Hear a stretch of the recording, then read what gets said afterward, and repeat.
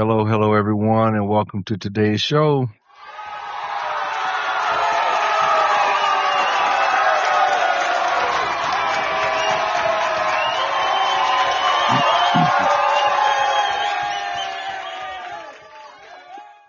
Okay, today I'm going to get started. This show, we're going to talk about the art of meaningful conversations and how to have deeper, more engaging discussions in an age of distractions. And let's give a little insight. For the past year, and this really the basis of the podcast is we say it all comes back to effective communication. Every topic that we've discussed over the past year, we find a way to tie it back to communication. And I have done a lot of footwork in trying to work on my communication skills. And I realized that it can be a gift and a curse. And I also realized that being an effective communicator is rare. So when people find someone that they can actually engage with or engage in deep conversations, they kind of cling to that person, right? And they're easier to talk to. But we didn't have it Friday. So we're having it now. What I'm starting dinner. What we're going to do is today, I'm going to start with a conversation that I had. Today is my birthday, and my baby boys wanted to take me out. So the first thing that we had to do was, hey, put the devices away. One wants to be in the tablet, the other's on a cell phone, checking scores and stats and everything. And I too was using my phone on social media. I was like, you know what? Let's take this time to just talk to one another. And we put the phones away, and I went in and found a list of conversation starters. Ladies, if you're interested, there is a site called IMOM, just the letter I, MOM. And there are a lot of resources for communication strategies for mothers, for spouses, for friends. It's called iMom for women, and All Pro Dads is a resource for men. But anyway, I checked through some conversation starters, and I just started asking my kids different things. And it amazes you the things that they're thinking about and how they view each other and how they view the world. So, for example, my fifth grader, I asked him, hey, what's the best part about being a fifth grader? And he said, oh, we're the big kids at school, Dad. And like, we know more than everyone else. Of course, that's his view. One of the other questions said, like, ask your kids who could be an engineer in their class, who could be an astronaut, who's a professional ball player. And not for comparison purposes, but it helps you understand how your children view their peers. It's like, wow, at age 10, you see this person as a doctor. You see this person as a lawyer. And like, what features are they seeing in these kids to make them think that? I also asked my kids if they could have 3 wishes with me, 2 wishes. I shortened it to 2 wishes. What would it be? And this was touching, a bit saddening, but my 12-year-old said, Dad, if I could have 2 wishes, my first wish would be that you and Mom would get back together. And his second wish was that I never date another woman other than his mom. And I was like, wow, I had I not done this exercise with my kids, I may have had an idea how they felt, but to hear them say it, that would have never occurred. So I think that meaningful conversations are very important, but they're becoming so rare because everything is surface level. Everything is surface level. Everything is like cookie cutter. Go ahead, Tank. What was your response to that question, to their response? I was speechless because I wasn't expecting it. And, they asked me if we can continue doing this until we got home. They really enjoyed it. So I was like, man, I want to forward it to their mom, just to let her know the things that we discuss out of respect. And so she can know where their head is and what they're thinking. And I thought back because my parents were divorced, and I always think back to how bad I wanted them to get back together. But my dad never asked me anything like this. And the one time I mentioned it to my mom, man, she cussed me out so bad. I never asked again because I really was my mom's favorite. I was her baby, right? I was a spoiled child, and we had a great relationship, but I knew that triggered her. So I never asked her that again. But to hear them say that, I saw the need for these types of, conversations. And like I said, so, so many times our interaction with others are just surface level. I went to a wedding reception. Hey, what's up, man? How's everything? What's good? Do we really care how everything is going with them? And if we did, do they have enough time to indulge with everything going on in their lives at a wedding reception? But it's just what we say. Hey, what's up, man? Well, it's all good, man. Everything's good. No one is going to say, hey, man, I'm struggling. Hey, I'm looking for a job. Hey, can you help me with XYZ? Hey, such and such.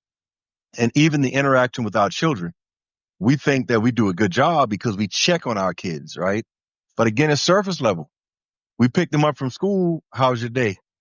Oh, I did a great job, in reference to some parents who rarely interact with their children. Yeah, you're doing a better job than them, but it's still surface level.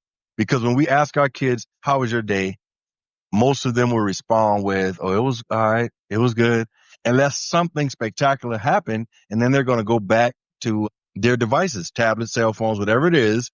We go back to our devices, texting while driving or talking to whoever we're on the phone with.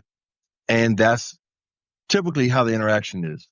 But I want to, our listeners to, just to get a better understanding on what deep conversations are like. We can discuss from your end, what are some challenges to having these conversations, and, like some barriers, like distractions, vulnerability. Like, some of us don't have the social skills. Some people don't have the active listening skills. If you notice, you interact with some people, as soon as you talk about something, they take the conversation and make it about themselves.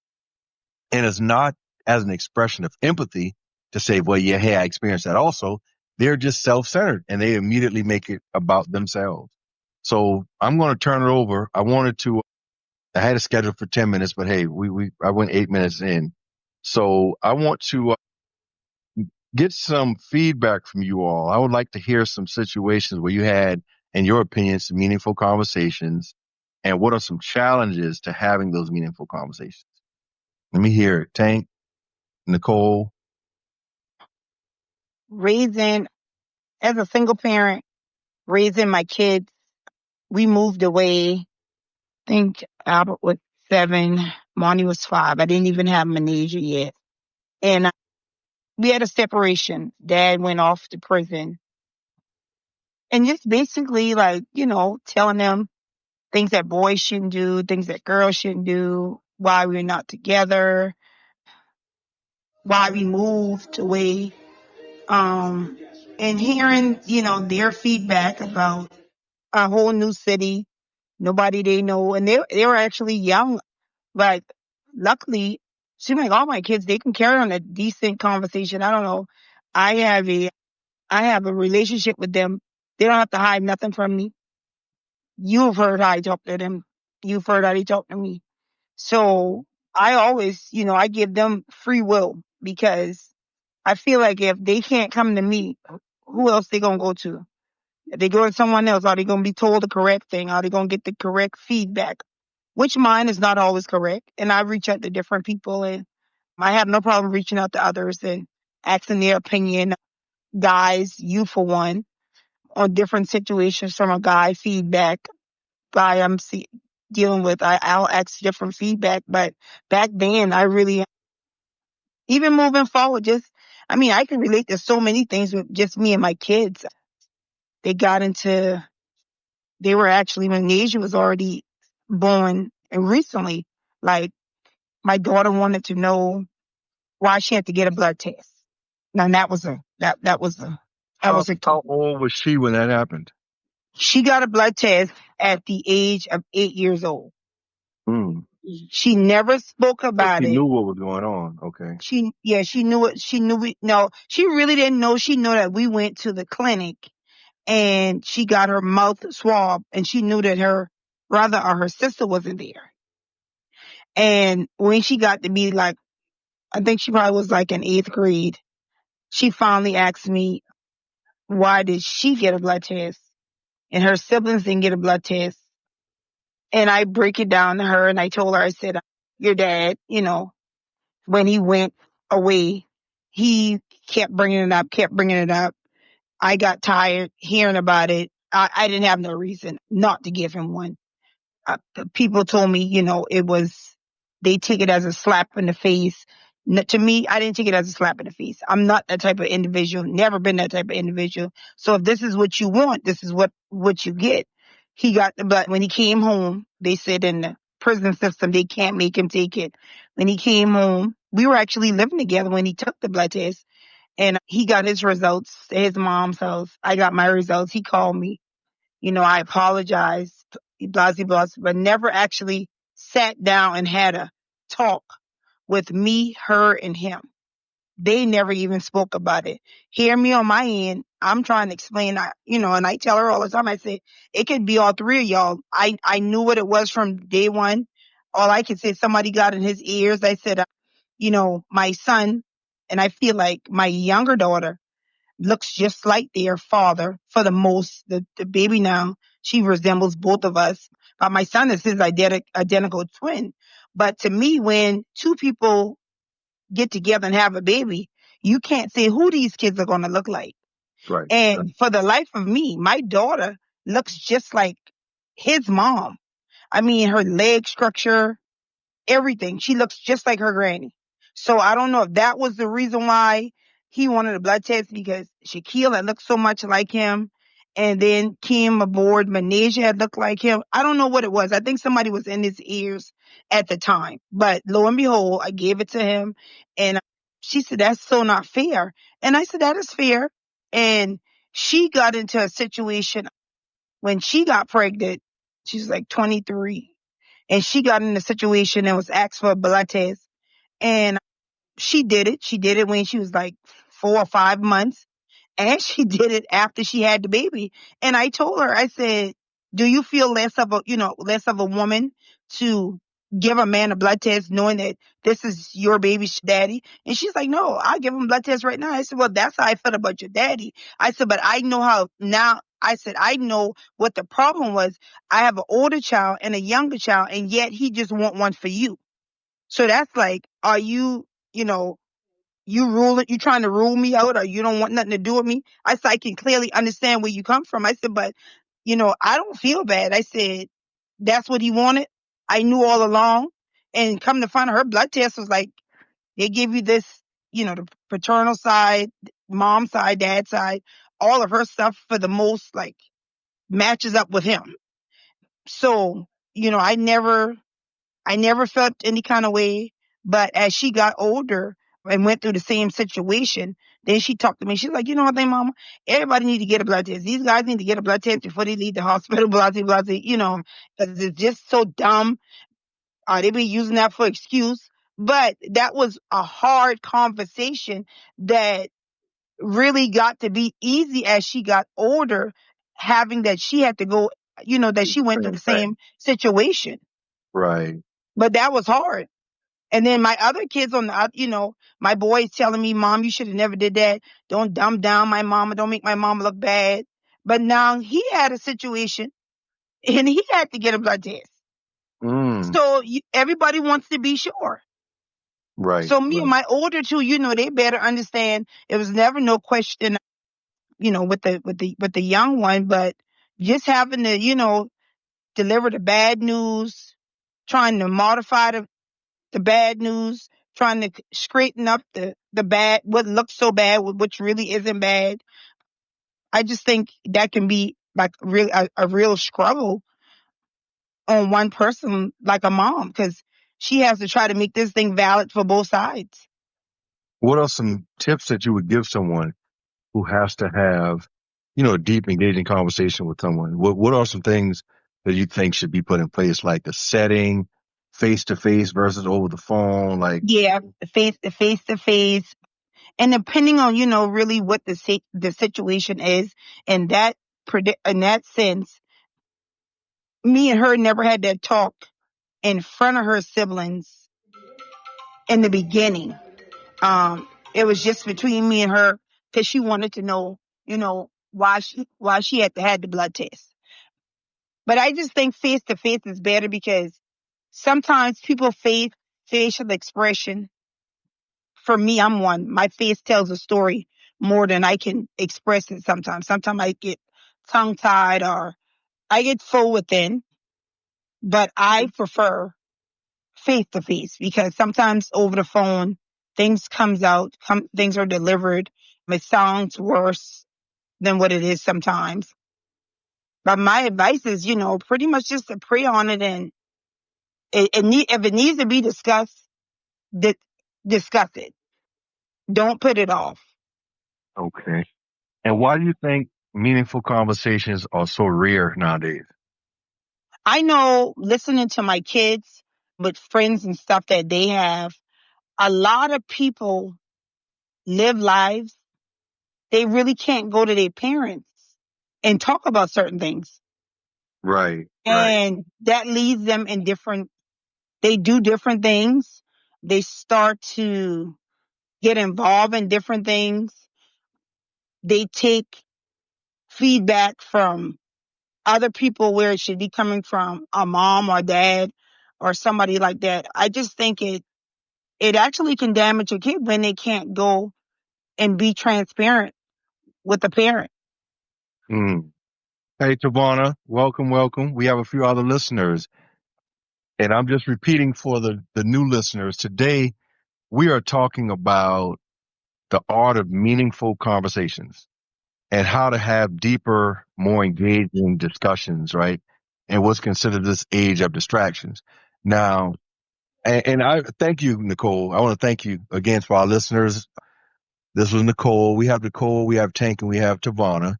And Nicole was very vulnerable with us. She shared her anecdotal experience of what she went through dealing with having a daughter. And for a little more insight, because I know her personally, and this is something, this colorism within the Black community is what I think kind of defines the situation. Her She has three kids. Two of them have a lighter tone skin, and her daughter was darker. And her daughter acknowledged that at 8 years old, she was the only child that had to have a blood test done.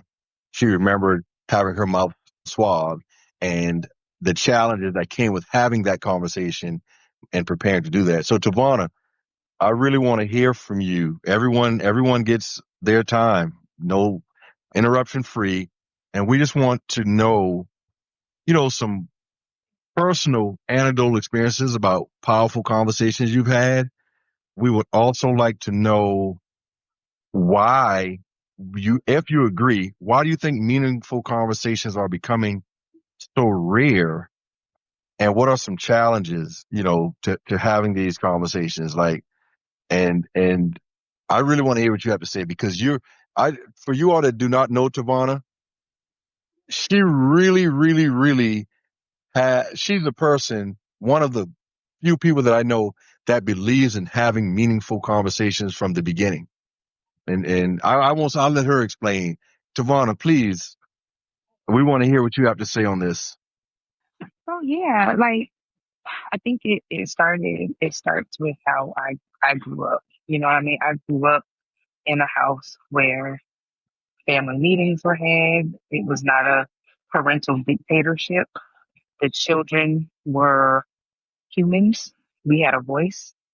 And so I think because of that, my voice was not taken away. I never felt inferior to anything or anyone, not even my parents, you know? So it was easy to have those. And then when I had children, I created that same space for them.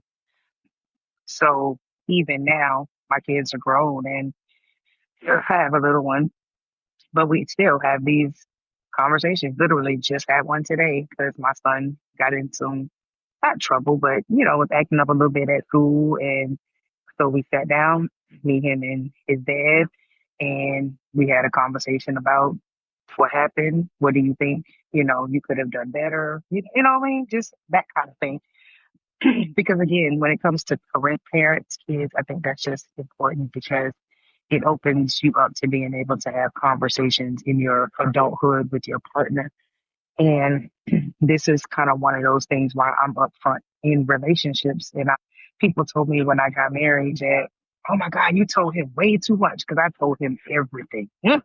Like everything. Like there was no stone unturned when I communicated, with him when we were dating. Like all the good, all the bad, everything in between about me and my life, he knew. So and for me, I never wanted anybody else to tell him something about me that he didn't hear from me. And that's just how I've been my entire life. You don't have to, if I say it, you can write it down, take a picture. I don't care because I can repeat it again. So, and if I said it to you, I probably had already said it to the person. And if I didn't say it to the person, you can bring them back and I'll say it again. You know what I mean? So I've just always been that type of person. So I didn't have a problem sharing those things because, again, I didn't want it to come back and bite me. You know what I mean? Because I didn't. So asking questions, being transparent, all of that to me is just extremely important. Always has been, always will be. I don't bite my tongue. I don't, you know what I mean? Not everybody, I'm not everybody's cup of tea. I tell people all the time, I get it. I'm not going to be everybody's cup of tea, but I'm somebody's tequila, like, or something else. Because, you know what I mean? I don't have time for that. And I just think it just makes it harder when you do that. I like your insight, and I never thought about it until you literally joined in, and I was like, you know what? This really describes Tavana because without getting into like detail, but I can recall like interactions that we've had, and you'd be like, "Hey, look, just shoot me straight. All right, I ain't got time for Correct. whatever. I ain't got time. What you want? What you want, right?" and I just thought about that, and you're like, "Hey, you know, as adults, we should communicate." So earlier, I was sharing with, and I tried to improve my communication. And of course, one of the most important things about your communication that I've learned is you have to know your audience. So when you're in a certain environment, this is how you have to communicate. When you're And so, here, that's what I struggle with though, because I don't do that. Literally last night I had an event and a guy had a drink and I was like, don't spill that shit on my table. oh gosh, you know what, Tabata? And I said it just like that. And he was like, really? He was like, yeah, I'm dead serious. Like, you know what I'm saying? That's my operations manager. She be like, you don't need to do no events because you just don't know how to talk to people. How to talk to people. My, Yeah. my communication, you're going to get Tavana 24 hours a day, 7 days a week. I don't do a very good job of altering that. You know what I'm saying? Because Well, I want to tell you, it, we talked about you. I can't remember who I was talking to, but I know I was talking smack about you last week. And I was like, see, this is bad communication because you ain't even tell me. See, I was supposed to tell you, and I really forgot, but here's what it was. I did say something to you, but I got a little more in depth, and I can't remember who I said it to. I may have said it to multiple people, and I was like, Tavana said somebody walked up to her at a game and was like, "Hey, Miss Need near you," and I said, and I was laughing. I was like, "She thought that was he weird." did. Yeah, And I I did say something, but I said it to some others to see if I was wrong, right, with my assessment of the situation. And so the census, and I said it to people that know you and some who don't know you, right? And they were like, man, she's doing it. Like she should be excited about that. I was like, yeah, she's a small business owner. And I've been communicating with so many people who know of you, right? I spoke to an educator in Florence. I spoke to someone else that was a Delta in a different part of town, and they all know you. They were like, "Oh yeah, she was at our event and blah blah blah." and is that Devonna from the podcast? I'm like, yeah, that's her. So you're like celebrity Oh status. Lord, I think, okay, so here's the thing. So I went to college so when I was in high school, again, my Mm-hmm. dad was a Marine, how I grew up, very structured, very, you know what I'm saying? Boop, boop, boop, boop, boop. No black and white, no gray area. It was black and white in my house. You know what I'm saying? This is how I grew up. Right. So when I was in high school, like ninth grade, I was in the Keystone Club at the Boys and Girls Club, and we went to Virginia for a conference. And there was a guest speaker. It was about careers and stuff like that. And it was a probation officer in Virginia at that conference. Mm. And he was describing what he did for a living. And I was 14 years old, and I said, that's what I want to do, because it described everything that I wanted to do and how my demeanor was. Because I knew I couldn't do something like be a teacher, or because I don't like people. Like, I just don't. Like, I can't do nothing that's going to require me to be nice that much. Like, I could, And that's why I didn't interact work at right. Verizon. Yeah, I didn't last at Verizon very long. I quit because I went home every day with a headache having to be nice to these people. Like, it just wasn't my cup of tea. So I was like, ooh, that's what I wanted. So I went to college, majoring in criminal justice. So I always had criminal justice and being a cop and being a probation officer That for is 8.5 years, and then being a supervisor at DJJ. Like, all the career experience. career. I was going to say, what is it called? There's a program or something. I don't want to cut you off, but it's something that they do now with kids, and I don't know the acronym for it, but they ask a series of questions and then they align these professions with the children based on their answer. And that was the perfect career for you because you have to do something in law enforcement. Yes. So, because for me, I liked it because it was, I don't have to talk to you. Right. You gonna do what I tell you what to do, or you going to jail. It was very cut and dry for me. We're not friends. Don't talk. Like, you know what I'm saying? And that's what I like. I did not like. Now, did I care about my offenders and I wanted them to do good? Of course. You know what I'm saying? However, it wasn't. You know what I mean? It wasn't like a teacher. Like, I really gotta care. Like, you know what I mean? I cared when I wanted to care. You know And what I mean? they're adults, so you could And push there we the go. Correct. accountability on them, not like a 7-year-old. Yeah. Because you don't have a lot of And patience when it comes to people. I do not. Absolutely. Especially when you talking crazy and you're not taking accountability. Like, I ain't got it. Right. So that was the perfect career for me. So of course, everybody knowing the story about how Lead Yaya came about, it being my sister's business and, her passing away and all of that, I fell into this. You know what I'm saying? And I, for a Mm, very long time, did not want to be the face. Like, I wanted Lead Yaya to be Lead I didn't Yaya, know but that. I kind of wanted to be the silent, like, I wanted to be the owner and all of that, but I didn't want nobody to know I was the owner. Like, I didn't, you know what I'm saying? Like, Your and personality is not going to allow that because you're not a good, like, you don't delegate well. no, I do delegate well. I really do. However, that's why I have a staff of 6 people. I have no issue delegating. They just got to do it right, right? That's It's what I no, was it's not going to a, say. I won't say you exactly what I meant. You're going to I can delegate delegate fine, because yeah. you have to, But if because you you have so don't many do it things to right, I'm gonna do. dig in that butt. Like, just know Right, you're gonna get right, cussed out if right, you don't do it right, because I already right, told you how to do it. But right. so but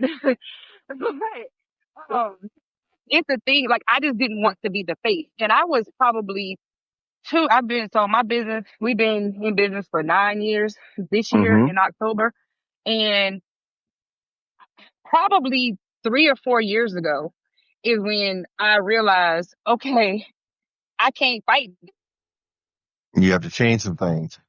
I have to. Like, I don't have a choice. I have to. There's no way around it. Like, people are gonna know who you are. You know what I'm saying? And there's just no way around it. And so now I have sort of, kind of accepted it. You know what I'm saying? But not really, because I don't like the invasion of my personal space. I don't like any of that. Like, I don't like people, like yesterday, Thinking they last know night. you. Yeah, they think they know you Right. They because they think they know know who. me Yeah, because they right. know that I'm the owner of Need Nelia. And please believe me, the owner of Need Nelia, and I tell people all the time, you know how people say, oh, don't let them get you out of your character. You can't get me out of my character. because my character is a lot of people. I've got a lot of characters in here. I am not one dimensional. The character that shows up is the role you cast me in, right? I tell people that all the time. So you can't never get me out my character, because if I cussed you out, that's my character. If I'm nice to you, that's my character, because that's the role you casted me in for today, right? And so people think, oh, well, Tavana is the same person as the owner of Need Nelia, and she's not, because the real Tavana, what my friends and the people closest to me, and kind of now y'all on the podcast, you know what I'm saying? No, this is the real Tavana. But do I have to scale it back a little bit when I am at work? Yes, because if, I have to be conscious of the customers, and this is how I make my money and pay my mortgage. I can't be offending people because people are so easily offended. You know what I mean? And I have to realize that everybody's not like me. But what I do stand on is my policies, and you know what I'm saying? It's not my problem that you didn't read. Like, I'm not wavering on that. You know what I'm saying? Stuff like that. I want to ask you this. As a business owner, how deep do you feel you want to conversate with? I'm assuming you see a lot of repeat customers, right? Absolutely. Yes. So how deep do you think your conversations have to be with them when they're in your place of business?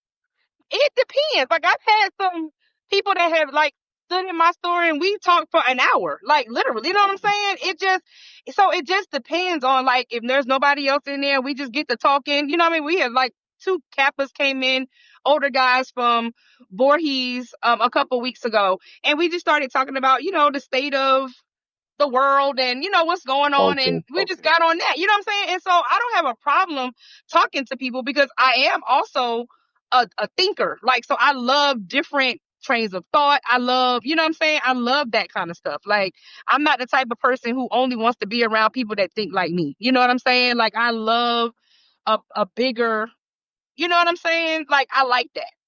So I can talk to my customers, but what freaks me out is like what happened I was at Colonial Life Arena. I don't even know how many. It was the Kentucky game the other day that was sold out. I don't even know how many people fit in Colonial Life Arena, but it was a sold out game. Okay, so 16,000 people in this freaking arena, and I'm walking back to my seat, and this with my mom, and this dude is like, "Hey, Miss Need Nelia, bro, like."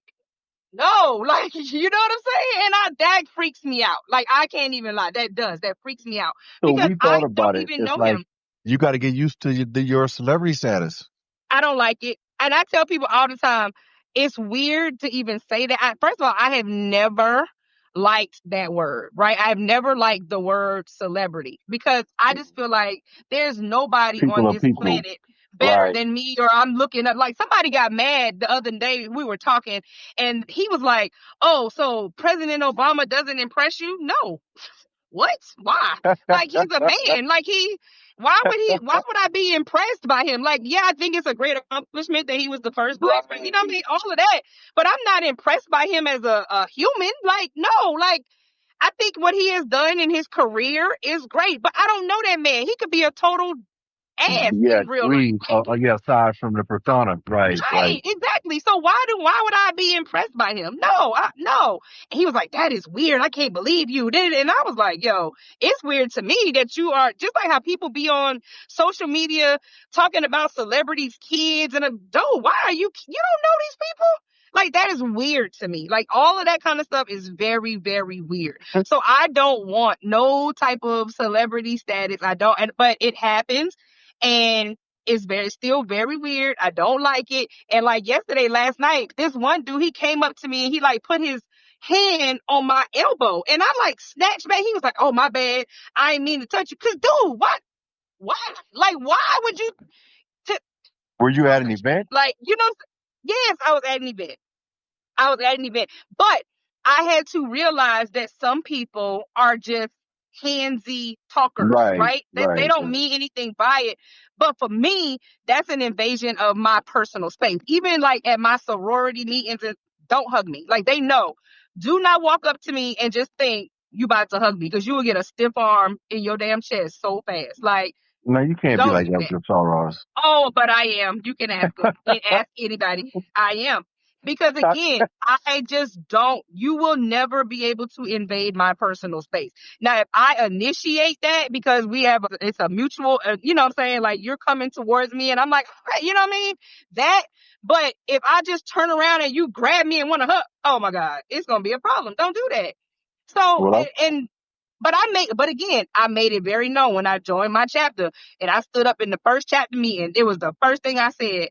My name is Sora Tabana. Number one, I don't like for you to call me Sora. My name is Tabana is just fine. You know what I'm saying? Like, because again, mm, I don't get into titles and all that shit is weird to me. Like, I just think that we all put on pants the same way. And you know what I mean? When people start getting caught up in titles and stuff like that, to me, right. that's where it gets weird. So Tavana is fine. Like I understand in a some circumstances and situations you got to be formal. I get that. You know That's what a I'm good saying? for the But just title, right? yeah, but everyday life, nah. I'm not about to don't Well, some especially if I done people, known you forever. I'm not about to start calling you Soror when I've been calling you Tiffany for 20 years. Like, you know what I'm right, saying? That's right. weird.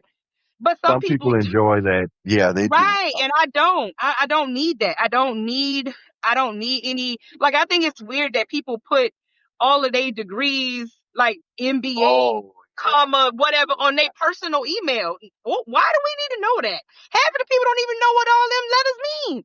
Like mean. I think it's weird on your work email, sure. But if you emailing me, hey girl, what you doing this weekend? And then I look at your signature and it's got looking like the darn alphabet, that's weird to me. Some Because people are proud of their accomplishments and you can be proud boastful. of your accomplishments, but I just think it's kind of weird. Like I get it, but I don't, because I mean my degree's still in the cardboard box that they was mailed to me in. So maybe that's why, you know what I'm saying? It For doesn't me, fit that way to you, it's weird. Yeah, it's weird because I don't need to tell her that ain't for what. That don't and make it me doesn't who change I who am. you are as a person. I want to ask Not at all. Regina. Regina, hello and welcome. Good evening. Good evening, everyone. Hi, So Koshan. I want to get you caught up on today's conversation. Okay. And we are today discussing the art of meaningful conversations, right? How do you have deeper, more engaging discussions in an age of distractions? And again, I want to, Regina, you can introduce yourself to our other hosts and listeners. Tell us a little bit about yourself. Absolutely. So I am Regina Robinson, originally from the great state of Texas. I moved to Charleston in 2003. My husband's family is from James Island. We are a huge sports family. We love basketball. We have two Well, then let me adult get this. Let daughters. me get this go Gamecock Go thing ahead. on Texas today. Then let's just see a game. Let me get that go What was Gamecock that? in on her real quick. I said the Gamecock Oh beat yeah. Texas, I so let love me just get it in there for you. Yes, yeah, I love Dawn Staley though. She's a goat for real. So we have two adult daughters, and then we have our grandbaby, who is the love of my life. One of my favorite people in the whole world. She's only 4, but love her to pieces. My husband and I own a trucking company, Prime Time Logistics, and just trying to bounce back from that nosedive that our industry did in 2022, which Koshan and I know Nicole on the call is very familiar with. I want to give you a minute, Regina. So what we're talking about, right? We are all sharing anecdotal experiences about times where we felt a need to have deep conversation. We also want to know, what do you feel are some challenges to, and how has it benefited? Before you begin, I want to say what the research says about deep conversations, right? They can have profound psychological benefits. It enhances mental and emotional well-being. It also strengthens connections between others. It says engaging in meaningful dialogue fosters a sense of intimacy and trust between individuals, creating strong relationships and combating feelings of loneliness. And I agree with that. It's like when a person is opened up to you, it's like your friendship took it to another level. Like, you know, your college roommate. You know what I'm saying? When you had that one real conversation about losing a loved one, losing your virginity, relationships, heartbreaks, like something that took your friendship to a different level. Meaningful conversations can also serve as an emotional release. Sharing thoughts and feelings in a deep conversation can act as a form of catharsis, helping to process emotions and reduce stress. It increases self awareness because when you discuss personal beliefs, values, and experiences, it helps people reflect on themselves, leading to greater self understanding and personal growth. But it enhances empathy, of course, and mental stimulation because it challenges the mind. It improves critical thinking and often lead to new insights or perspectives, Regina. And I had a deep conversation today with my kids. I was like, hey, let's put the phones away. And we just talked about, I love using these conversation starters. And I told the listeners earlier that I asked my kids, if you could get two wishes for me, what would they be? And my 12-year-old said his first wish would be for mom and dad to get back together. And his second wish would be for me not to date any other women other than his mom. Wow. And I was like, oh my God, I'm glad I had that conversation with him because had I not asked him that, I would assume how he felt. But when would that ever come out? Right.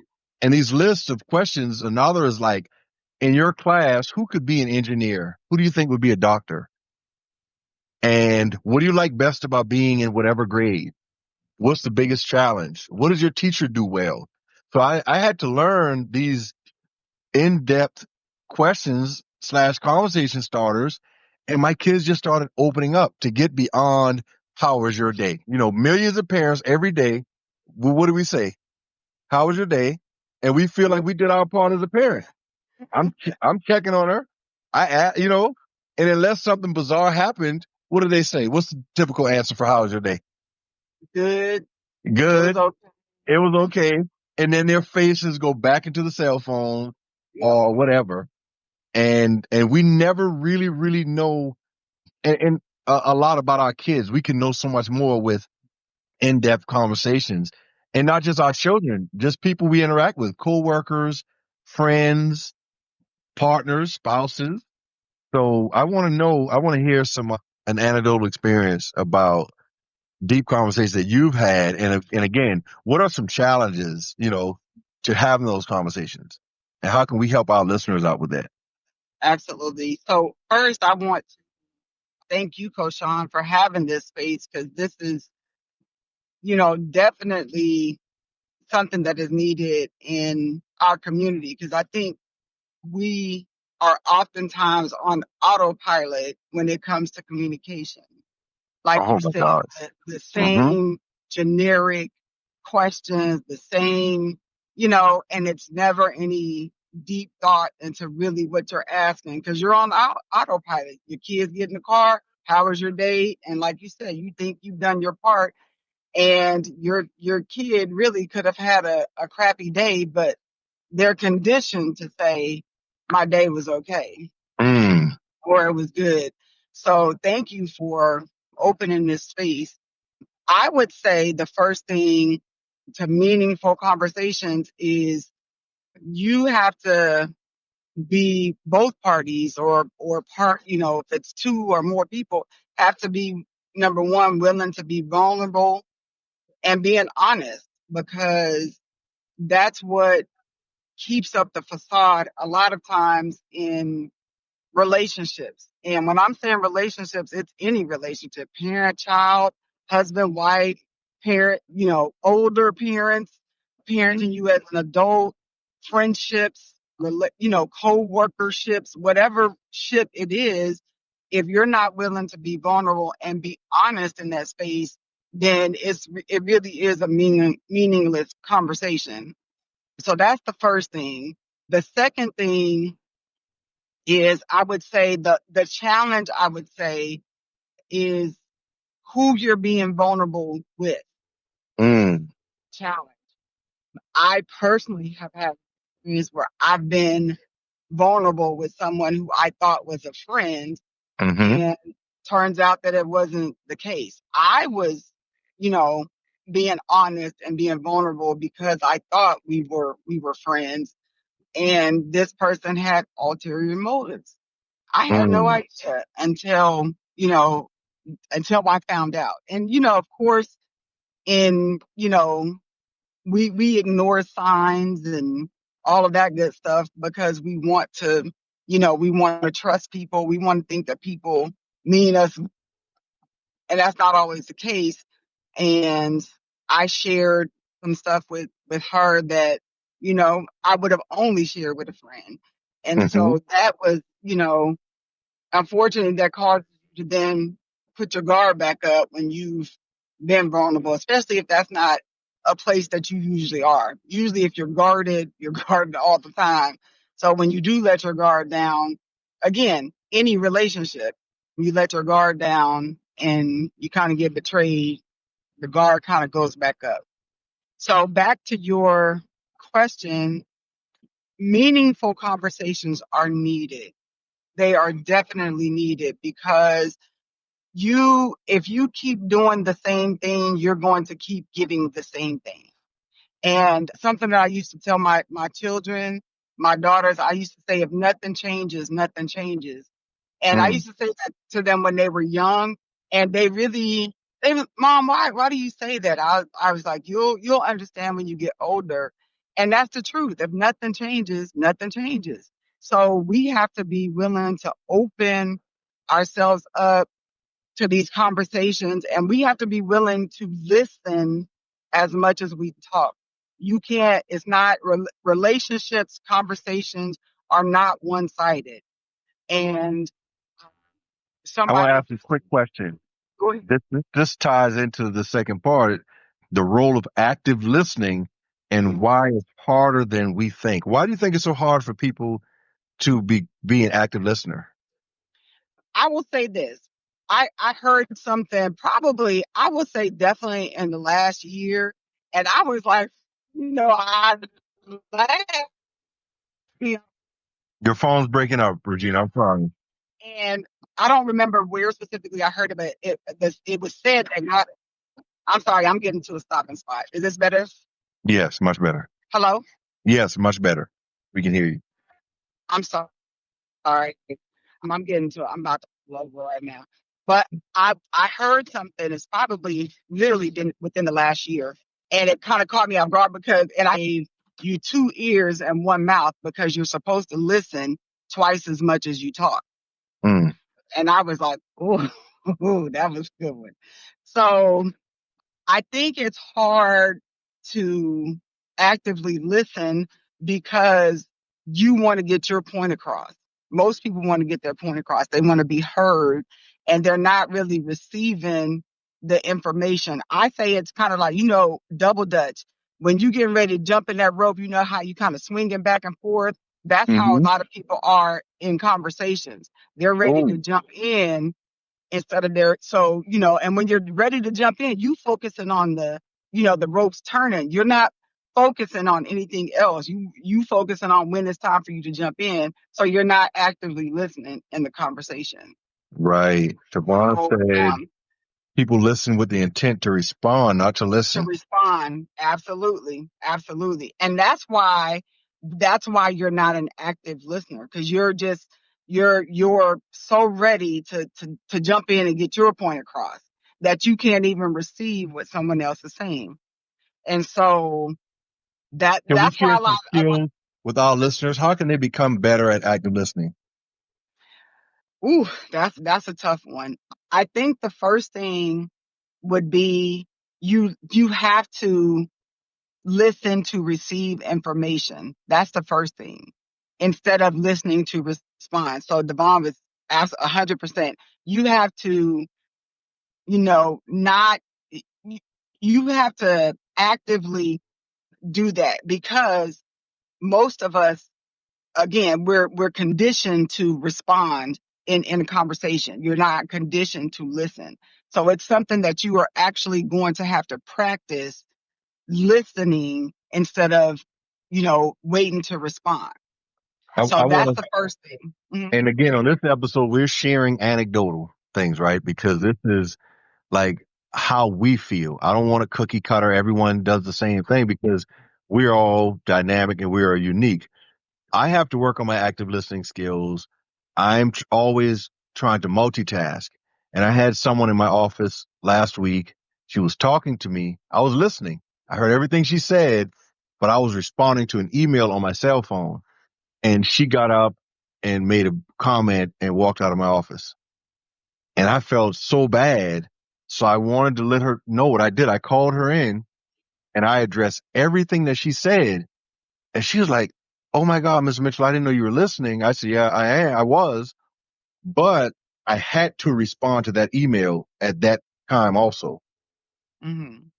And she just said that she's used to people making eye contact. And, she said in her age, she started in education before cell phones were invented. So she's not used to that, which I understood.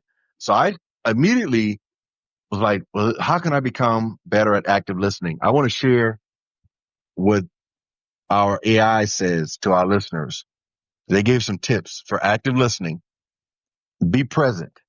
Give the speaker your full attention. Avoid distractions like your phone or other interruptions. Show you're engaged through eye contact and open body language, like head nods and things like that, raising your eyebrows and changing facial expression. Avoid interrupting. Practice empathy. Try to understand their feelings and point of view, even if you don't agree, Tavon. Let's try to. Oh, it's your willingness to seek understanding. Thank you, Lee, for your feedback. And paraphrase and summarize. This actually helps a lot. People know that you're listening when you can paraphrase what was just said. For example, so what you're saying is, or can you clarify?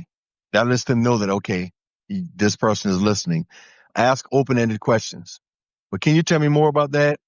And another example is, well, how did that make you feel? Avoid jumping to a solution. Let that person know that you're listening, because sometimes they don't want you to fix the problem. They just want someone to hear. They want to vent. Pay attention to nonverbal cues. Notice the Right. tone of the voice, facial expression, body language, things like that. And also be patient. Silence can be powerful. Give the speaker time to gather their thoughts. Don't try to guess and fill in gaps, and respond thoughtfully. When it is your turn to speak, acknowledge what was shared before shifting it to you. Let them know that you recognize everything, and practice these things regularly. The more you practice, of course, the better you become at being an active listener. And I know that when you have active listening skills, people feel more comfortable speaking to you, Right. and they will engage. I want to piggyback on something else that you said, Regina. This ties into another episode where we talked about men opening up, right, and having deep conversations. But and this is overgeneralization. We were saying how women are used, like you all go through a phase from the age of 12 to forever. You experience mean girls, right? You experience mean girls. You experience cattiness. You experience different things. So the level of loyalty is not expected like it is with men. Some people who are really loyal, you think, hey, people are going to be like I am. But some women may feel like, okay, this part is expected. So we were sharing that men do not open up. We do not open up because once we do open up and we do show our vulnerable side, if you ever mention it or throw it up at us again, a man will shut down and never open up to you again. Right. So that in itself becomes a challenge to having these deep, meaningful conversations. And because it's so powerful and positive, everyone should. So everyone needs an outlet. Everyone needs a safe space. And again, this goes for men and women. And we were not saying we're hoping that everyone is committed and faithful in their relationships. But this is the reason why, again, this ties into another episode. We talked about dating down, right? And I don't know how you quantify individuals, because you have a better job. That doesn't make you a better person or a better spouse to someone else, you know. But when a person cannot communicate with you, affect and have deep conversations with you and honest, open dialogues with you, they're going to find someone who they can share that space with. So yeah, so you're thinking, hey man, I made $400,000. I have this degree. I'm educated. I have a great job. Beautiful, blah, blah, blah. Why is he on the phone with this troll? Right. Why is he talking to XYZ? And again, not making any excuses. It is wrong, but we're understanding why some people do the things that they do.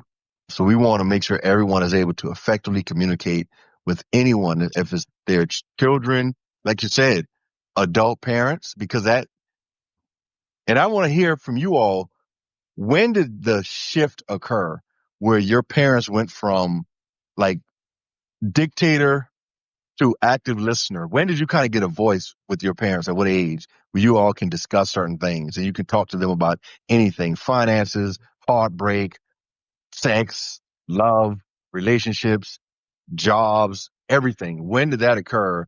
And did you notice the shift? Was it gradual? Like at a certain age? Like what brought it about? I want to hear from you all about that. Coach Sean, I would also throw in there with the listening part that you definitely have to be empathetic when you're listening. Mm-hmm. You have to be willing to put yourself in the other person's shoes. And I think that is a part of the conversation that goes missing.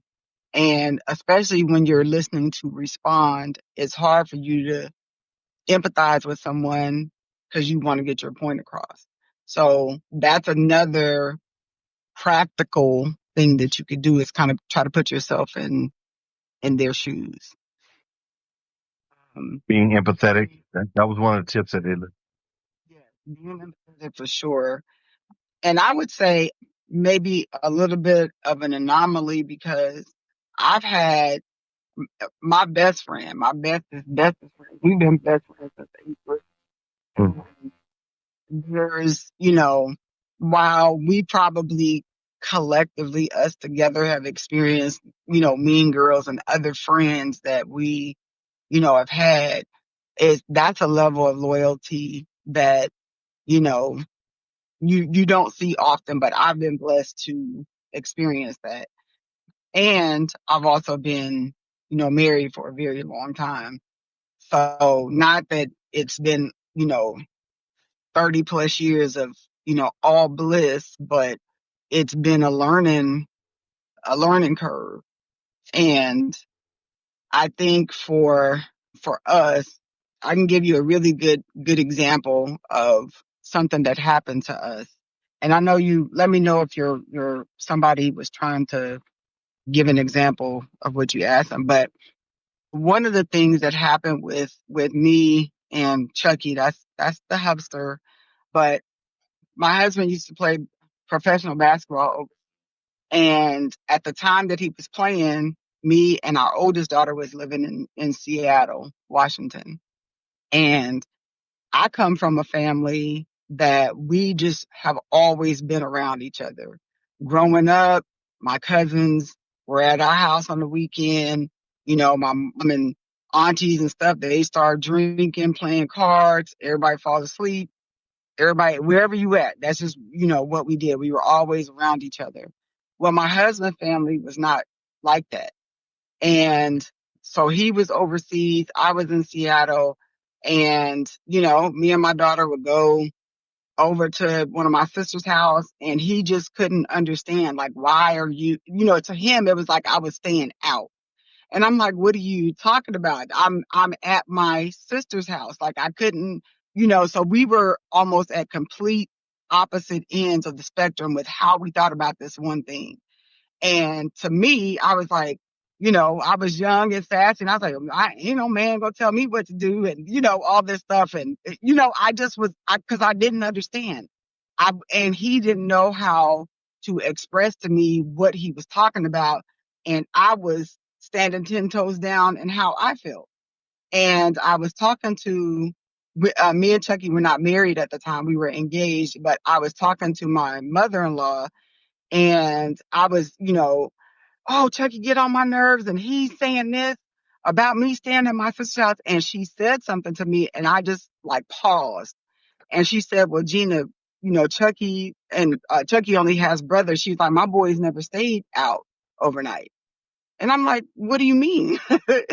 She was like, they never spent the night at their cousin's house, or they were always home. And it was like this light bulb went off, because I was like, oh, wow. I never, like, that was foreign to me.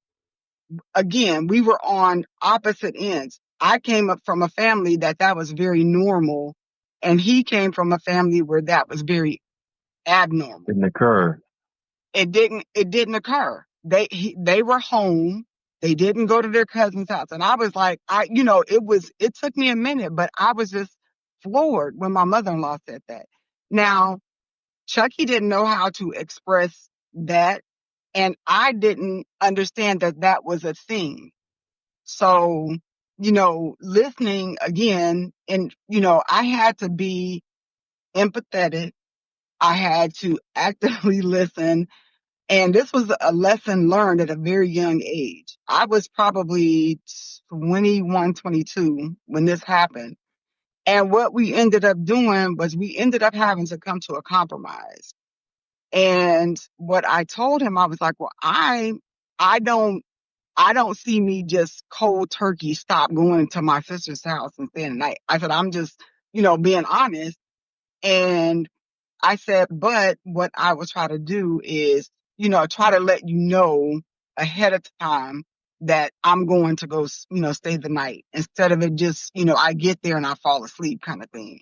And so it was something that we had to work on early in our relationship, early at an early age, but without having a discussion with that. And actually, I don't know if I hadn't had that conversation with my mother-in-law, what would have happened, because there was a line in the sand.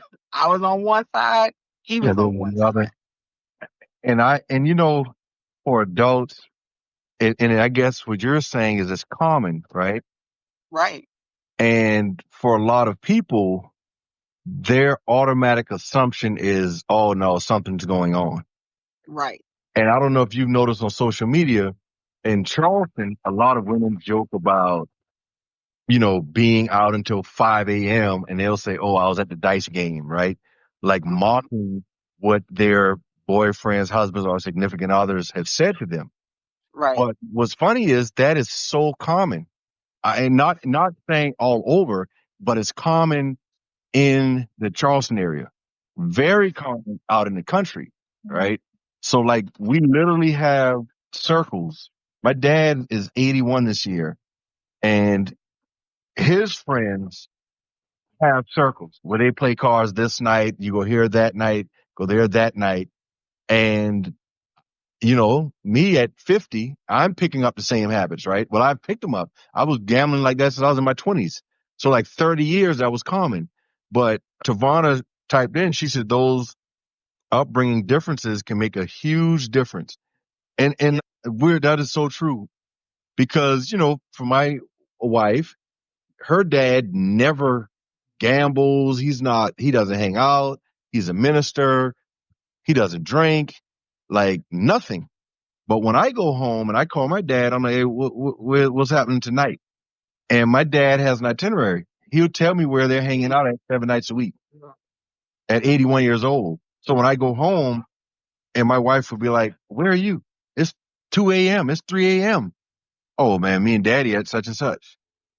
Or I actually have a spot built in my dad's backyard. We call it a man cave. So one night out of the week, we have our own card game. Right. And men come over and they gamble and hang out until the next morning. They were like, yeah, we finish about 6 a.m. So that is so true. These are things that you have to communicate and things that you cannot take for granted, especially when you marry someone from a different area, different backgrounds, different experiences. Tavana, tell us what you have to say because the listeners can't hear you. Oh yeah, I said this is why having those kind of discussions are important, right? When you realize that you have different upbringings and different backgrounds. This is why you have to have those discussions. How, you have to ask questions. Again, while we worried about favorite colors and all this other kind of craziness, you need to be asking about, your biggest disappointment. How did you handle that? Something that hurt you in your childhood, you know what I mean, that you might not be over. These are the questions that you need to be asking a potential mate, because worrying about what favorite color to buy them in a shirt, that is not going to do you any good when these issues and conflicts come up. You know what I'm saying? But these are the things that people tend to shy away from and don't want to have those type of conversations. And then when the conflict comes up, now they don't really know what to do. How do you navigate disagreements? Or worrying about how you're presented as a couple to the public. That's Right. Oh yeah. official. And That's a optics yeah, matter, and again, and you have to know whether you're with someone that the optics right. matter, because like for me, optics don't matter to me, but to my former, they absolutely mattered, like, and still matter to this day, right? And so, and it's always a issue, because it's like, if I post something which you clearly have told folk, you know what I mean, don't fit the narrative of what, you see what I'm saying? What Right. I posted or whatever. And so it's just like, I'm not about to be fake and phony because you being fake and phony. It ain't got nothing to do with me. Like, better not come over here because I'm going to post it. Like, you know what I'm saying? So it's just a matter of, again, trying to navigate these things and having these conversations. And I was listening, and I want to say it might have been Regina, and something that popped in my mind was, and I've said this so many times, people's inability to tell the truth is mind boggling to me. Like, and I take that back. It is not the inability to tell the truth. The choice to not tell the truth is mind boggling to me, because everybody has the ability to. It is a choice when you choose not to. I just don't ever see how, I firmly believe in that the truth will set you free. And, it might not always be the freedom that you want or the freedom that you're going to like, but there is no confinement in the truth. You know what I'm saying? Like, you don't have to remember the truth. You don't have to make sure you tell it right with the truth. You know what I mean? It's just truth. Right. Preach. And so it's just very strange to me, especially people of a certain age. And it's just because we learned to lie very early, right? We've established that lying is something that you learn probably around like 1 or 2 years old, right? When your mama say, did you drop that on the floor? No. You know what I'm saying? Because what I'm saying, it's something that's almost innate, you know what I mean? And you have to teach that out of kids early, you know what I'm saying? And make them understand that you got to tell the truth. Like, I used to tell my kids all the time, how many punishments you want? 1 or 2? I only want one. Then you better not do 2 things. Because whatever you done did, you're going to get a punishment for that. And then if you lie, now you're going to get another. Another punishment. So you want 1 or 2. Yeah. It's just tell the truth. Because then that eliminates one of the issues. You see what I'm saying? It's already an issue. But now you add lying onto it. Just like when, we have been talking about cheating and all that kind of stuff in the past. It's a double whammy. You've already done what you done, and now you're going to lie? Like, you creating another whole issue. And just because the outcome might not be what you want it to be, and that's why most people lie. That's why 90% of people lie, is because you want it to go a certain way, and if you say this, it's not going to work in your favor. So you're going to lie to try to circumvent and get the outcome you want. So, and that's unfortunate that people do that. Out of fear. It's nothing but it. Nothing but it. Fear, fear, fear, fear, fear, and more fear.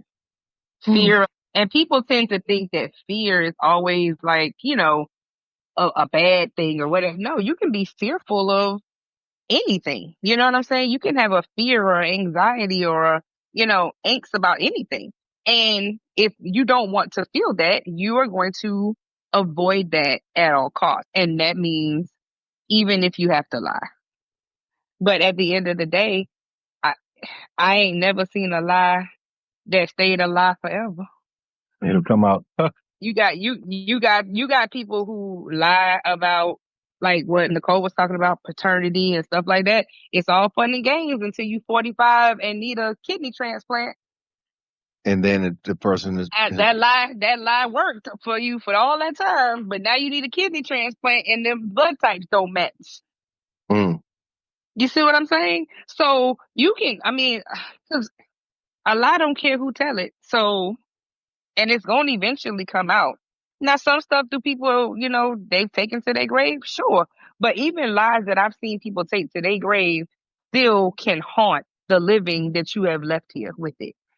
mm, Right? I know people who have lied about paternities and stuff like that. And these people dead and gone, but now the kids and the grandkids are having an issue because that lie didn't get told. That lie didn't get corrected before that person passed away. Yeah, because they didn't know Dana was gonna come up like Okay. Yeah. And people don't understand just the science, right? Certain blood types can't you can't have a certain blood type with, you know what I'm saying? If you have one of them rare blood types and you say this is my daddy and he got this blood type and this blood type, that don't match. They ain't no way they can be your daddy. Ain't no way they can, you know what I'm saying? And it happens all the time. It happens all the time. But Just tell the truth. that goes back to the point of you have to be willing to be open and honest in a meaningful conversation. Now, if you just shooting the you know what with your friends and stuff and you don't care about that, that's one thing. But if you're trying to have a meaningful conversation, you have to come from a place of truth. And Tavani, you hit on something I tell my husband all the time. I'm not that girl that's about to be out here in these streets because I barely can keep up with today. I barely can keep up with the stuff that I have to do. I don't have the time, wish to have the time or anything to be trying to it's too much trying to keep up with a lie, trying to remember who you told what and all this. And I feel like people who are liars, and especially people that do it all the time, if they would just take that energy and put it somewhere else, they could be really successful and truthfully successful, because that's a lot of energy keeping up with a lie. It's too much. Yeah, and I think lying is taught behavior also. You know what I'm saying? If you watch your parents do it, if you watch, you know what I'm saying? Like you can't, and you can't tell kids do as I say and not as I do. It doesn't work that way, right? They're gonna see what you do and pick up on what you do, even the smallest little thing. If you know what I'm saying, they're gonna pick up on that. They're gonna pick up on, oh well, mom and dad, did this and then, oh, well, I can too. You see what I'm saying? And so, and then again, those small little, what people say, white lies, now they done turned into full blown, we lied about everything. And I mean, I know people that just lie for no, I'm talking about just lie for no, I mean, you just, if you talking, you lying. Like, cause we already know you lying. You just lying. Like, how much? Come on now. Like, you know what I'm saying? And it's just weird. It's like, what? Like, but again, with optics and all these things, people just will do almost whatever they feel is necessary to make themselves look good and or not make themselves look bad. mm. So, and I mean, and to me, it ain't nobody worth lying to. Like, I'm like, who could I possibly, if not my parents and not my kids and not the people closest to me, who else on this earth would be worth me lying to? What? Who could? Huh? So how can you give somebody some advice? Like, what are some pointers to our listeners to having these Stop lying. some people are afraid to have? Well, again, you can't walk in fear. You know what I mean? Like, you can't do anything that's fear is one of those things that when you really start digging into most people's issues, fear is going to be buried somewhere in there. Fear is going to be in the root somewhere because a lot of people run off of fear. Like, it's the fear of something, fear of reactions, fear of being judged, fear of how they're going to look, fear of what the outcome is going to be, fear of what, you know what I'm saying? And so once you stop doing that, it opens it up for you to be able to be honest. But again, it's for a lot of people, just like how you have to go to the gym and make a lifestyle change, and you know what I'm saying, to be able to lose weight or meet your goals or whatever you're trying to do, you got to make a lifestyle change.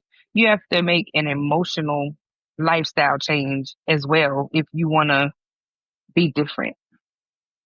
And a lot of people aren't willing to do that. Mm. That would be my advice. But again, I just think some people, it's just that fear. If you could, if most people would never lie if they knew that there were no consequences. If they knew they could get around the consequences and there were no consequences, they wouldn't lie. They would tell the truth. So, Well, our listeners are taking pointers to this, some of the things that we're discussing. One other thing is, what did I thought, okay, I want to know closing thoughts, right? We're going to talk about our takeaways. It was one other thing. Oh, how do you all navigate disagreements? That's what we were getting at, Regina, earlier. But how do you all navigate disagreement? again, it's that effective communication and active listening, right? Using I statements instead of you statements. Knowing the difference between thoughts and feelings. Like anytime you say, I feel like, that's not a feeling, that's a thought. And so a lot of times people confuse their thoughts and their feelings. And what they say is, if you're making me feel, that's really a thought, because can't nobody make you feel. You know what I'm saying? And so, again, just knowing how to communicate and learning how to communicate changes the game for you. But a lot of people just honestly do not know how to effectively communicate and or listen or talk, because again, there are certain trigger words, right? That, you know, cause a conversation to go wrong or make other person seem like you're attacking them. You know what I mean? So it's just things that you have to avoid. You said what? Give me an example. So using I statements is the best way to communicate versus you statements. To say, I feel sad when you don't call me and let me know you got to work okay. Versus, you didn't call me when you got to work, and I don't understand why you just can't do that. See the difference? Mm. You're saying the same thing, but one was attacky and one was you expressing your feelings to the other person. There was no blame shifting. There was no, you know what I'm saying? It's just you telling them how you feel. And so all of that is a part of effective communication. I have this book that's called The Power to, and it's a book for couples that want to learn how to effectively communicate, but it works for, of course, any relationship. You know what I'm saying? But and it's a book that has examples where you can like interact. You know what I'm saying? You read, it's like a two-part book. You read the book, and then it has like a workbook that comes with it that gives you practical, examples of how to do what the book is telling you. And that is like one of the books that like really was a game changer for me in learning how to effectively communicate. Power. The Power of Two. I'll keep that in mind. I'm gonna see if I can post it in the chat because I got it off of Amazon. But yeah, it's a really good resource that I found, and like I said, it worked wonders for me. The power of two. And I'm hoping our listeners, if they care about improving their communication skills, some things that they can try. I Oh, just posted the link in the chat. But just like I said, really good book. It's geared towards, of course, people who are in relationships, marriages, or whatever. But you can always, just grab it because it's going to help you, even if you're by yourself, so that when you get into these situations. Because even now, I mean, like I catch myself because you're gonna slip back. You know what I'm saying? But I do. I catch myself and I'm like, ooh, that wasn't an I statement. So that probably felt attacky. You know what I'm saying? Or ooh, I I answered a question with a question. Like all of these things are just not effective communication habits. Mm.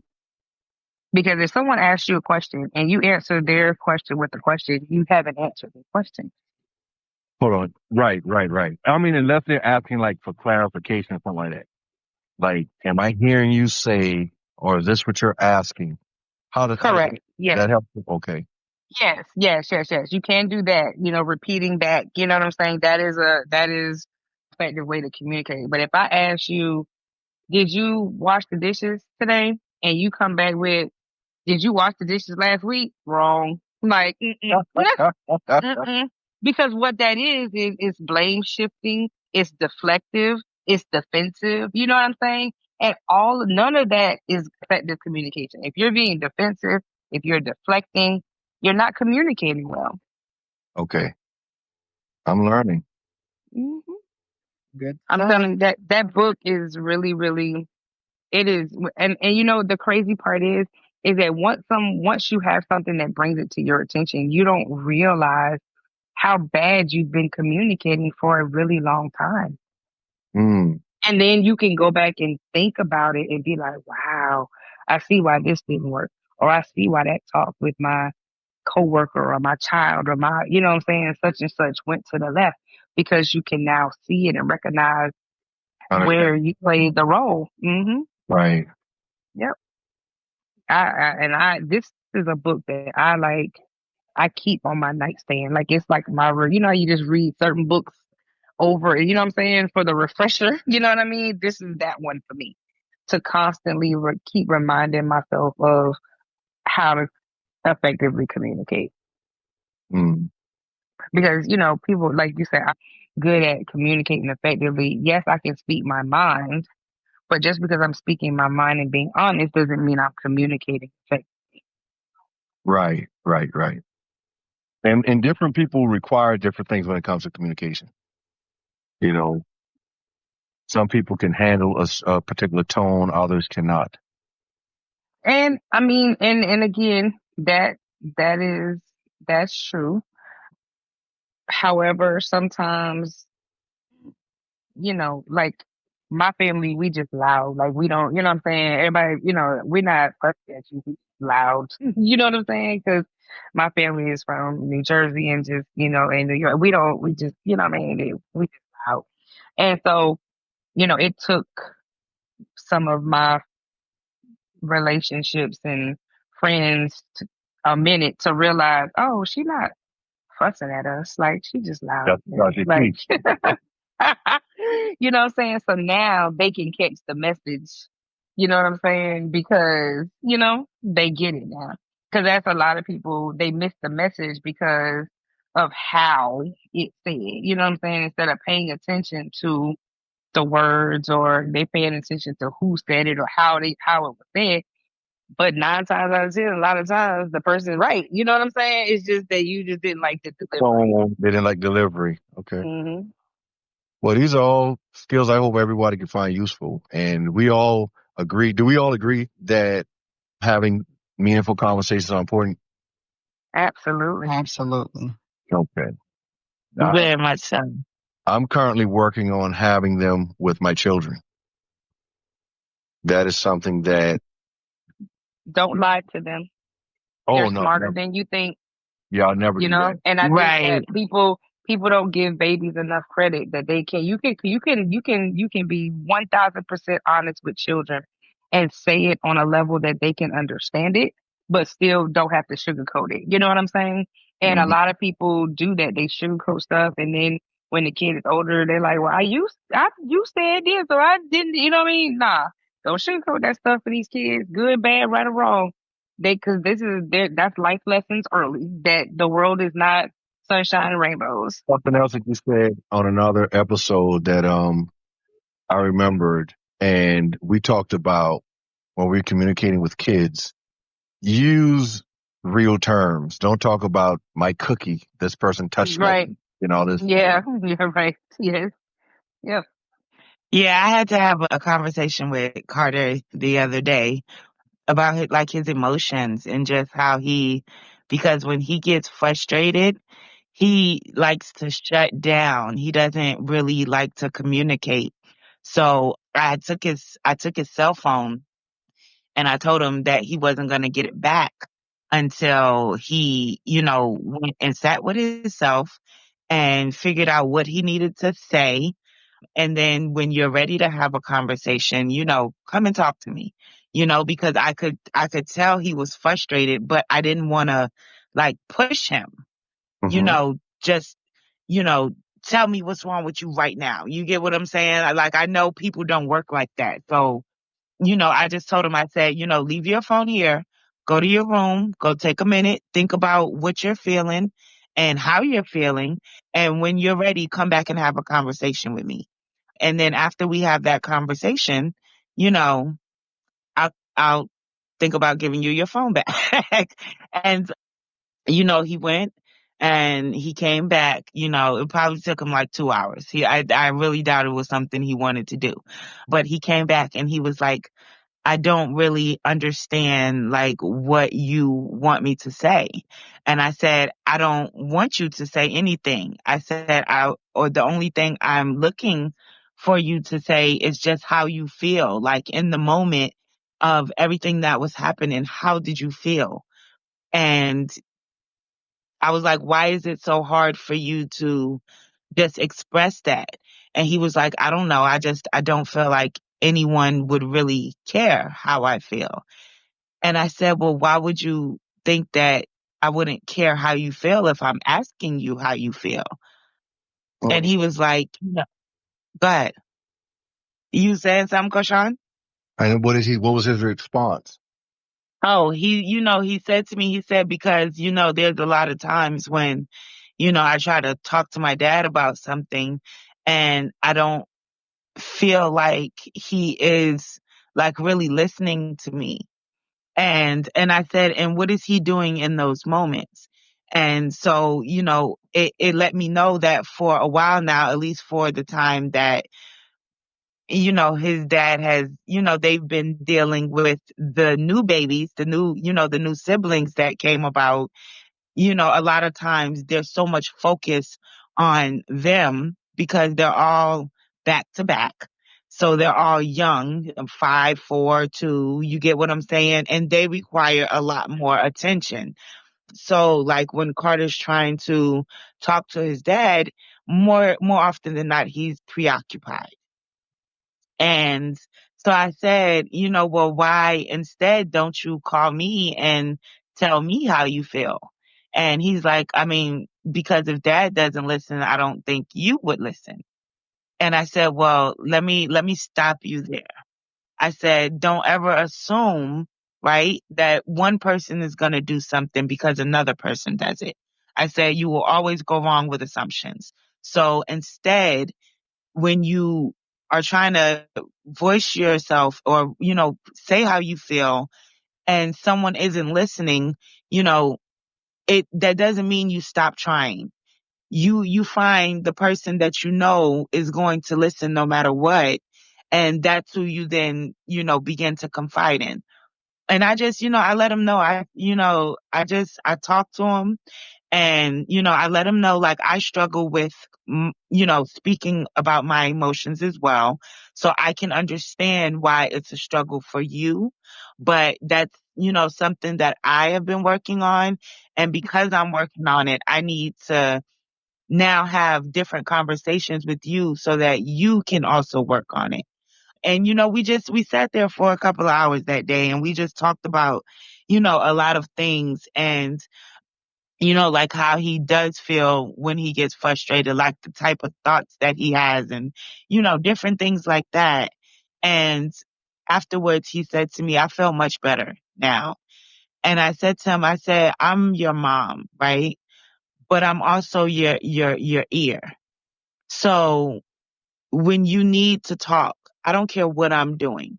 I don't care what I'm busy with.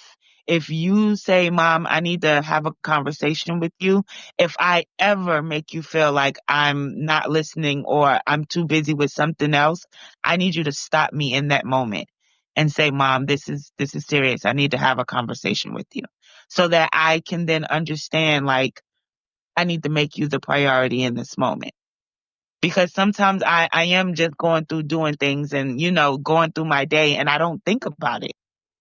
I don't think, sometimes he'll come and he'll be like, he'll call me and I'll be like, what's up, Carter? No, never mind.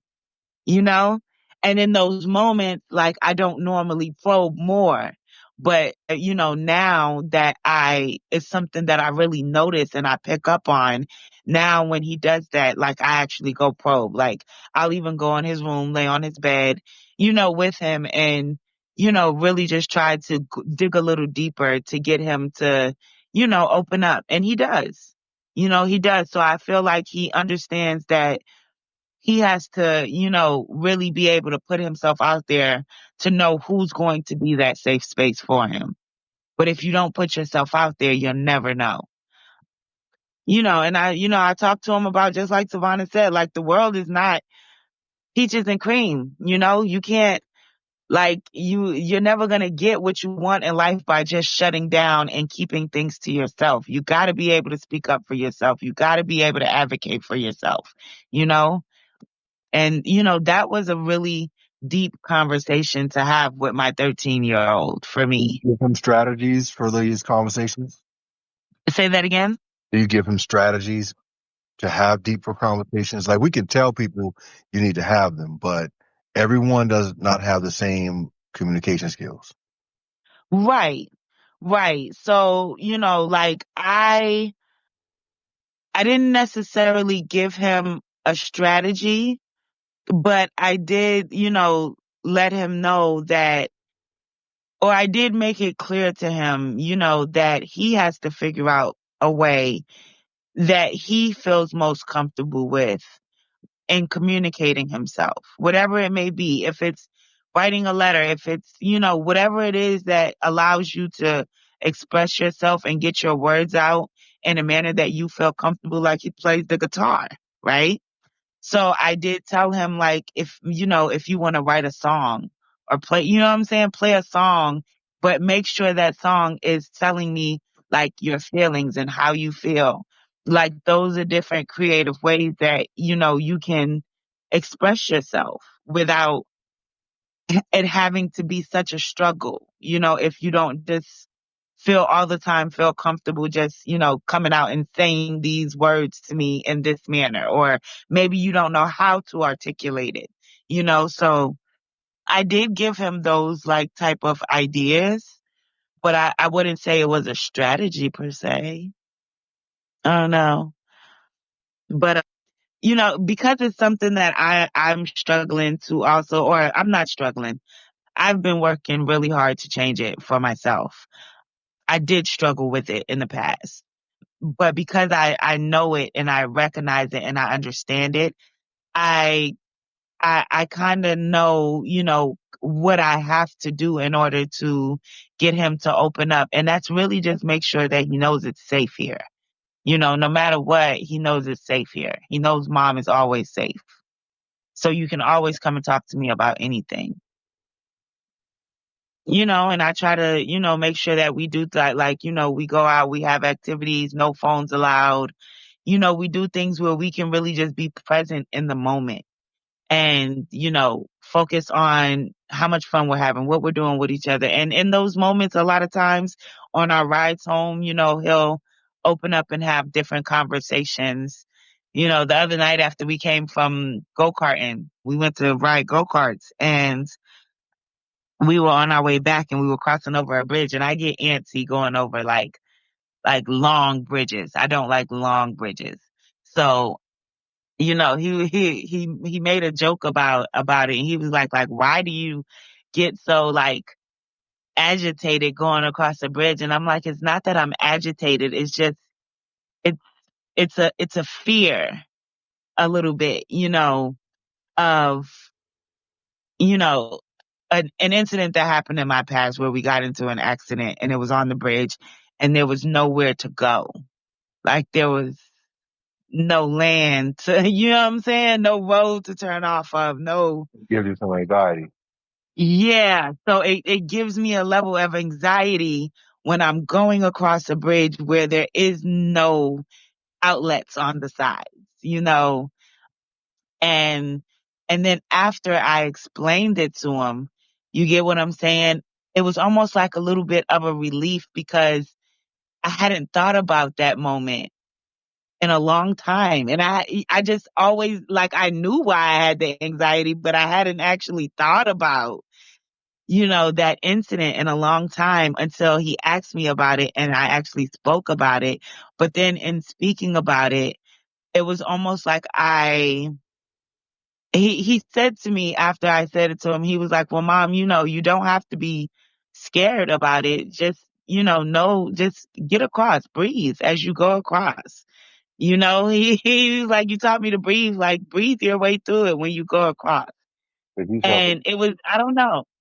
It was like really good to have him throw some of my knowledge that I try to give to him back at me in a moment like that. Okay. Because it That's lets me know that he listens. listen. Yeah. Yeah. Yeah, it lets me know that he listens and he's taking it in. And I just want to know, I'm new to this with having these, deep conversations, and I found a list of great conversation starters that have been helpful, to me on my journey. And I ask my kids certain things like, well, what's your favorite thing? What do you like most about mom? What do you like most about dad? And again, you know, what is one thing you would want someone to know? And also their perspectives on each other. I asked them, what do you like most about your brother? And I wanted to know how much they knew about one another, favorite foods, things like that. So it was interesting just to know how they view others, how they view people, what's their favorite memory, what's their worst memory. And it's a bad experience, but my wife and I argued once around our kids. And like we got married 14 years ago. And and our oldest, was 12, he'll be 13. But we argued once around them and they remember it like it's plain as day. I hated it. We were arguing, we got loud, and I noticed the boys disappeared. So I was like, hold up a minute. And she was like, no, hold up, blah, blah, blah, blah. I was like, where are the boys? And I went to their room and they both were cuddled together in their beds and they put the covers over their head and covered their ears because they had never heard us argue like that before. And, I quit cussing in 2007. Her parents don't use profanity, so they've never been around that before. They didn't know what to do. And when I asked them if dad ever let them down in their lives, and that was the one incident they both remembered, they both recalled. So it helped me to And I become. think that's good to have those conversation starters. Those are good. I do something similar with my kids, like even the older ones. I do these little just check in. I'm sorry. I said, please share with Yeah, everyone. I do these little check ins maybe once a quarter, you know what I'm saying? Something like that. And I'll just say, hey, listen, am I being the mom that you need and want me to be? Is there anything I need to change? Is there anything you need from me? Is there anything I'm not doing? You know what I mean? Because oftentimes, and I have these check ins not just with my kids, with my friends. If I'm in a relationship, I have these check ins because I think we sometimes take for granted that what we're doing for other humans is what they need and want. And that's not always the case. I can be, showering my kids with gifts or doing this, that, and the third, but they might want me to come and talk to them in their room or something. You know what I'm saying? So you have Hmm. to you have to ensure that you are loving people the way they want and need to be loved, not the way you want to love them. Mm, Yeah. And I put it in the chat. I read this book recently called The Seat of the Soul by Gary Zakoff. I think that's the name. And for me, that was a really good book. It really like opened my mind and my eyes to about like simple things, like compassion and just being able to move and navigate situations with a little bit more grace and joy and compassion. And even when dealing with other people, because that's kind of where I fall short. Like my patience is for people is like not at an all-time high. And so, Like, just really, yeah, like I mean, that's just the truth for me, It's, when it comes to people, like in my mind, like common sense is golden. And if you don't have it, what in the world is wrong with you? But like, that is